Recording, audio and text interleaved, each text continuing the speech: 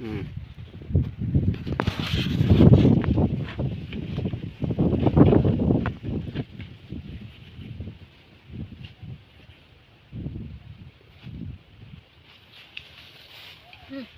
Ai mừng làm mũ vậy? Ăn sạch thì mình mua được pin bay được.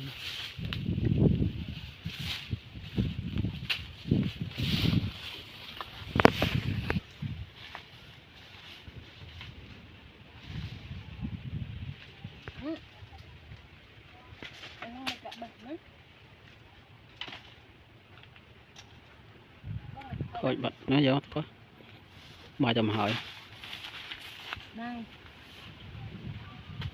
liên lá rồi.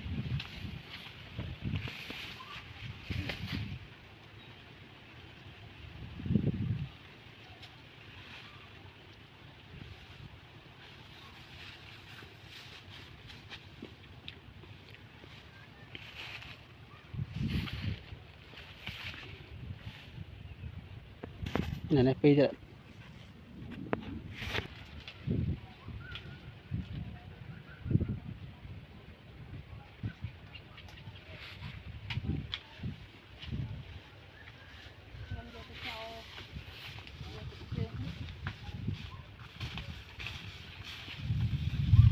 Nhà dựng bẹp đó nhưng giờ tè tà gọi này giờ tè mòn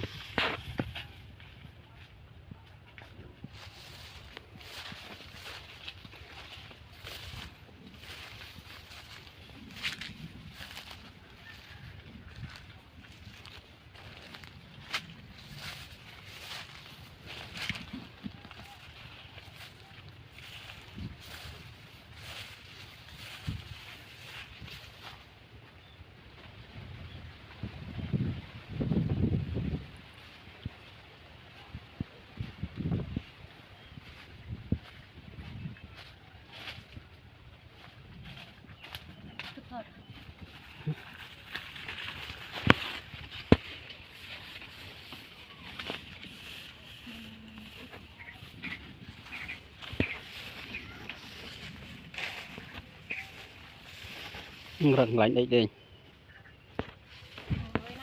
nó một lạnh trường có lạnh trường được rồi không một khơi không một trà đâu.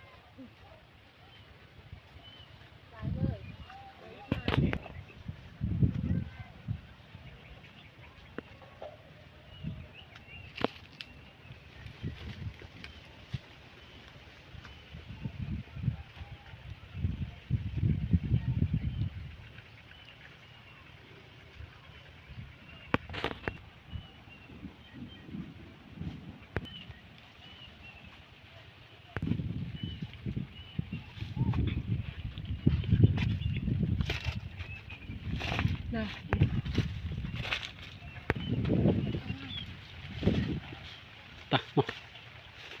Phiên hai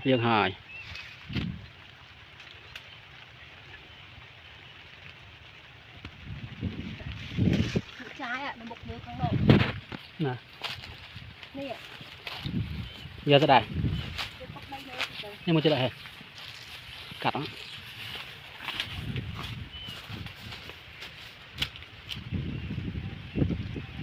bạch chuồn bây giờ đại chuồn bắt anh chuồn màu anh thiệt